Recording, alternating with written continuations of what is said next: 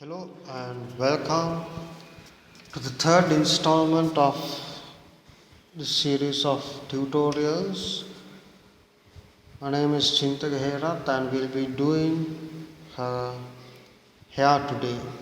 This page is from August Revelatory Expressions, and the few pencils that we'll be using today are Chartreuse 989, Light Aqua 992, 20% Cool Grey 1060, 50% Cool Grey 1063, and black, which is 935. Additionally, we will be using the colorless blender pencil from Prismacolor. All of these, the color pencils are from the Prismacolor 72 set. So first of all, just like the skin and crown we did in the past two tutorials, we will be using the green and the blue, which is the Chartreuse and the Light Aqua, to add these highlights to her hair. So the blue, I'll be joining the flowers, and the green where the leaves are, because I plan to color the flowers in a blue color and the leaves of course in a green. Not the same two colors, they will be darker, but when we are going to add these reflections like highlights of color, you don't want to go too dark, at least for now. So what we want to do is just have a hint of color from the surrounding objects on her. So what we are doing is we are just adding this color roughly, and all of the colors that I am adding right up until the last shadows will be with a really sharp point for each of these pencils that we'll be using, and they'll be going just like the hair strands along the path that's shown in the illustration itself. So any type of hair you are drawing, depending on the style and which direction the hair will take, we'll be following those lines with the pencils as well, with nice thin lines to mimic those hair strands. So thirdly, I'm going to use the 20% Cool Grey to fill in those places that we left off without coloring. That means the areas that aren't covered with that green or the blue, and of course overlapping those two areas as well, because this gray color will be used as a base color for the black. So as you know, these colors are very waxy, and when you have two or three more colors on top of each other, they blend in nicely well, and the application of the second or third color, it's really smooth. So I want that effect when I am finally going in with the black color, because that lets me have a really smooth effect with the black. So remember, all of this is being done with really sharp points, and now we're going to use the 50% Cool Grey. So what I'm going to do is choose the areas that I think will be the darkest or which will reflect light less, and cover those areas with this 50% Cool Grey. As you can see, I'm sharpening the pencil quite frequently to ensure that the illustration gets those nice smooth lines and sharp at the same time. When you're coloring near these other objects, you need to be particularly careful because you don't want that those lines going in and ruining those parts. So as you can see on that last bit of hair, I've left two places where it's supposedly reflecting the light, and I've done the same for other key areas as well. Now as we do it, it'll be more obvious. So above this, the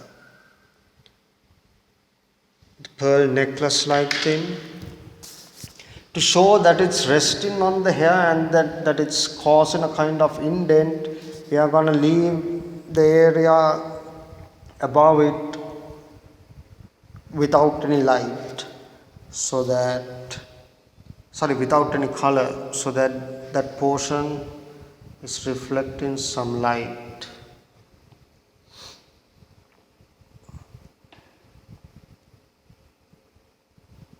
And also we need to make sure that the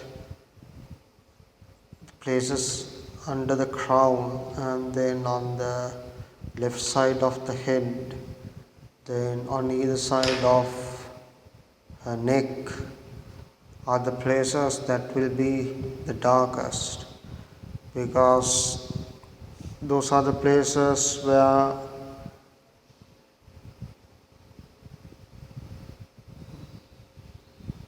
a lot less light is seen, because the light doesn't reach there, plus a lot of shadows are created within those places. Sharpening again, and now we are going to use the black color. So anywhere where we think the shadows are, we'll be adding black, and you just need to be careful about this. So going in and starting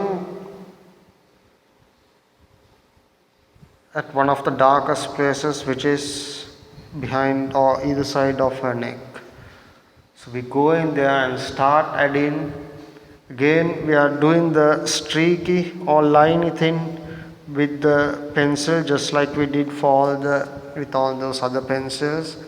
I want those lines to be present in the final coloring we do or the picture. So for that purpose, I need those lines to be there. And what happens is, all of these lines won't be seen in the final drawing, right?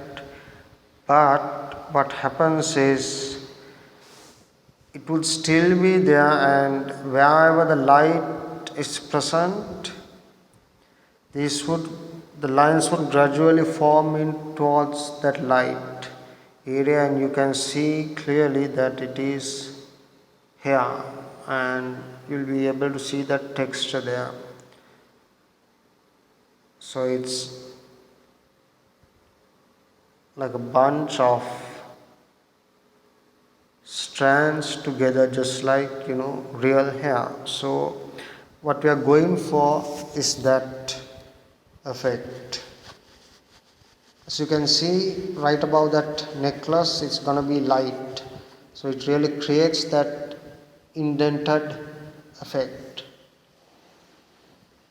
and it gives a nice bump to that part of hair.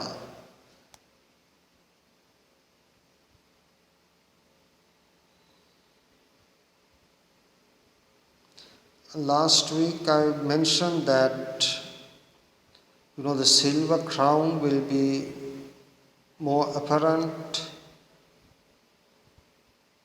when we have the background color or the color of the hair.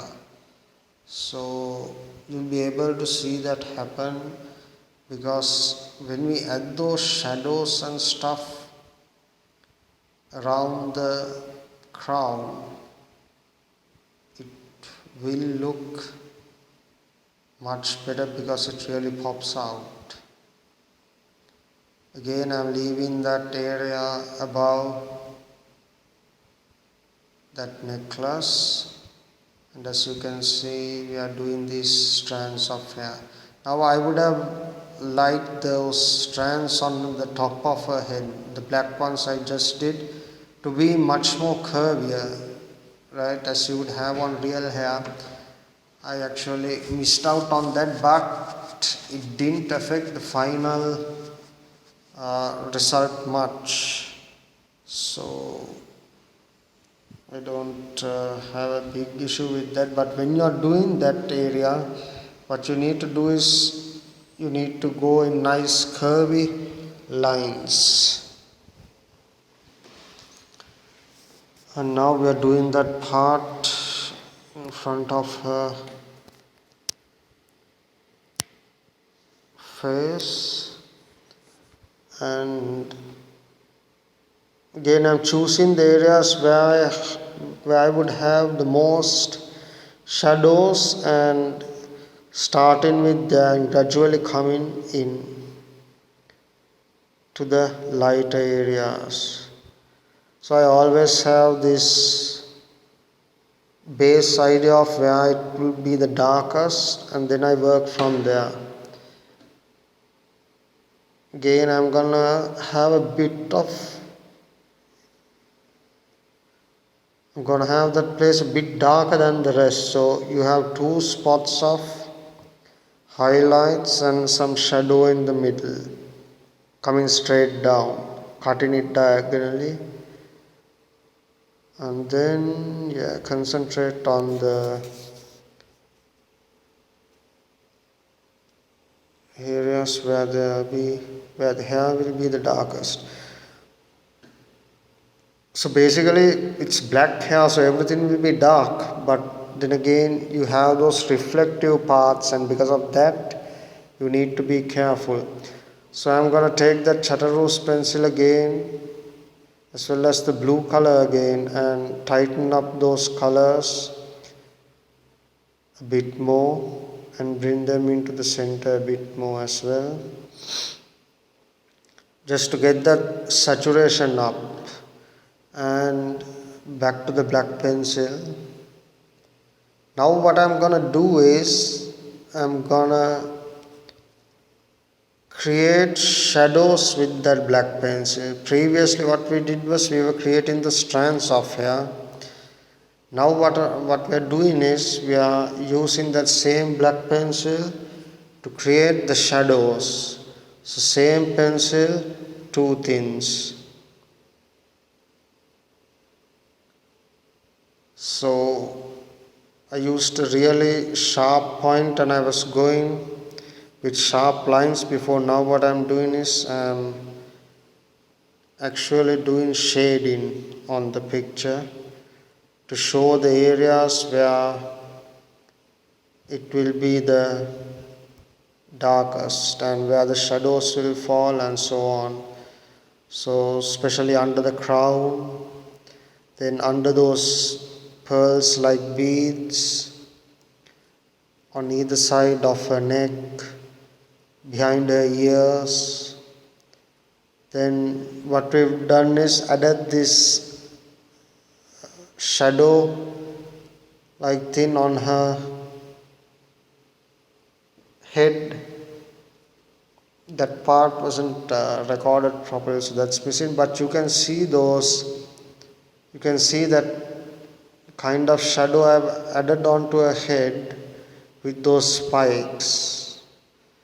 Now because it's black hair, you won't see that much in the final version, but it's a good thing to do if you are doing any kind of hair, so that imagine if it was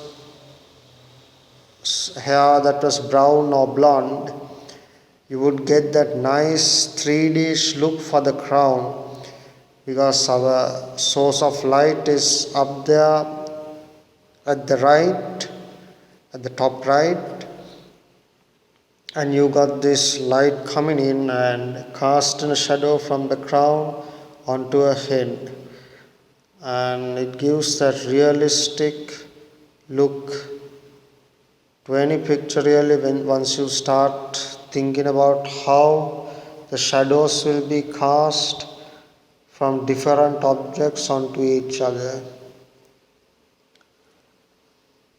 Alright, so continuing with the shadowing, uh, I'm leaving that area to the corner of the furthest of the left side a bit bare, and the darker shadows will be coming a bit inside from the margin, just like we did for her skin.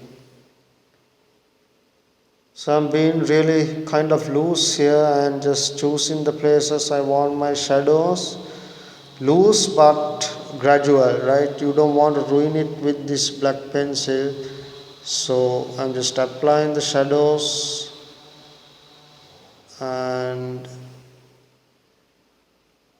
you need it really dark there because again the flowers will be, those petals will be casting shadow onto her hair. So keeping that in mind, you see how that flower just pops out right as soon as we add those shadows. So basically what we are doing is we are telling the eye, or the through the eyes we are giving a signal to the brain to say that yeah, this flower is over this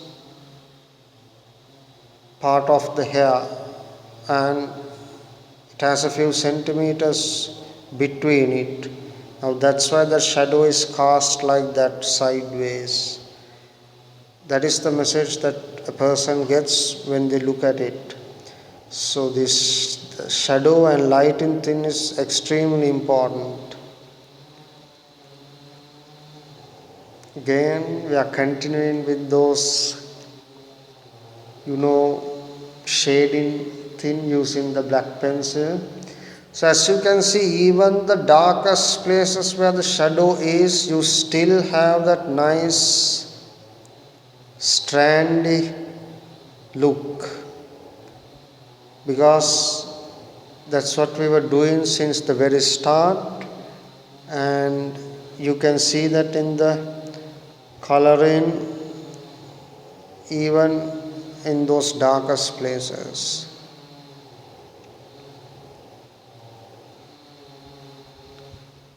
Now I'm tightening up or darkening those areas, because these areas are going to be the darkest.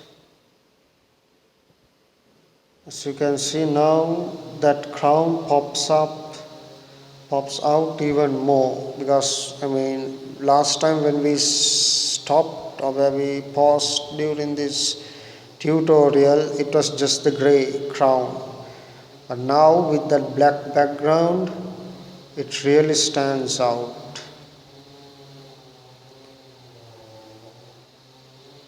Again the shadowing and a few strands here and there. I want to make it really dark, so and rich. Now adding this blue color again makes that black even more richer, because black alone can sometimes feel a bit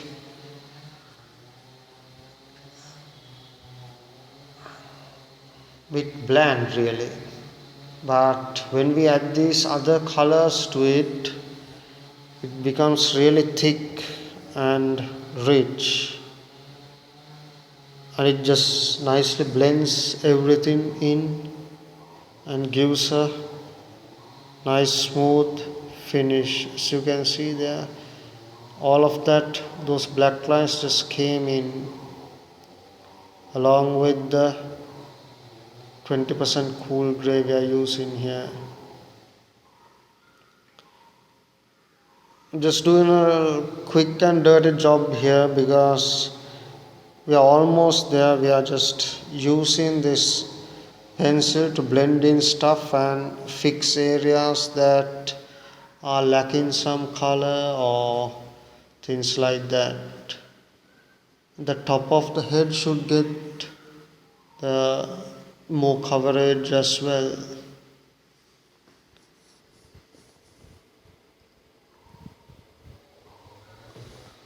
Now again we are going in with the Chartreuse pencil and giving those highlights more saturation.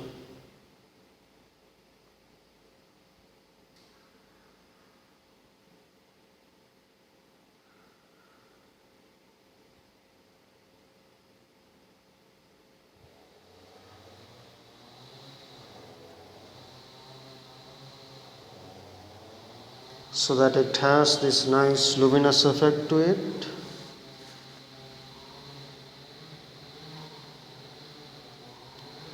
And of course, for this particular picture, we are showing how all of these things are going together by sharing each other's colors actually. The reflective things on this drawing are gonna reflect the other colors, especially of the flowers and the greenery that's there. Again more blue, and I just like to saturate that with those colors.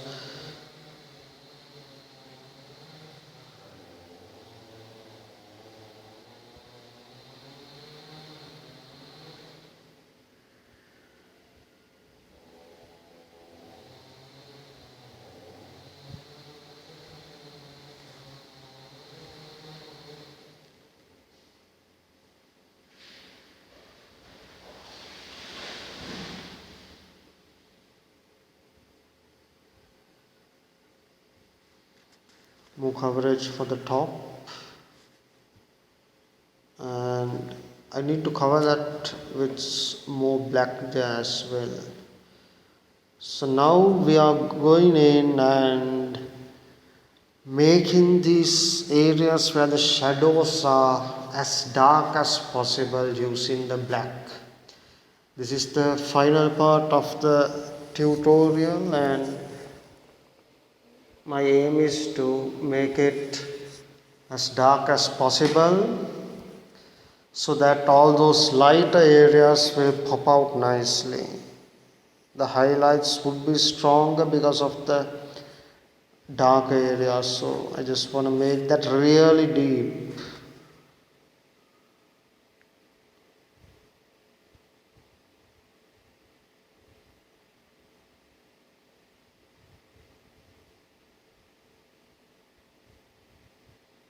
All shading.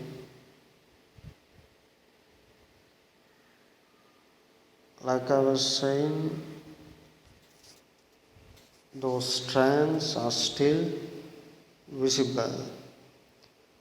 It gives that nice textured look while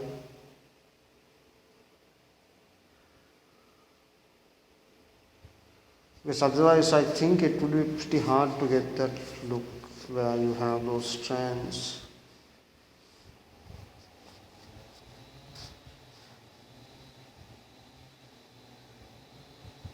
Again tighten up so you won't see that shadow from the crown much, but you can see some faint thin on her hair at the top of her head. So again use these other two pencils, and finally the blending pencil.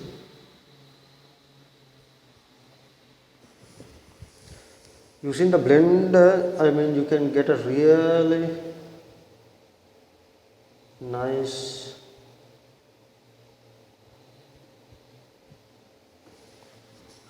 look where you blend all the colors and it gets all those white spots that may be remaining gets covered. So it's a really good thing to use this pencil at the end.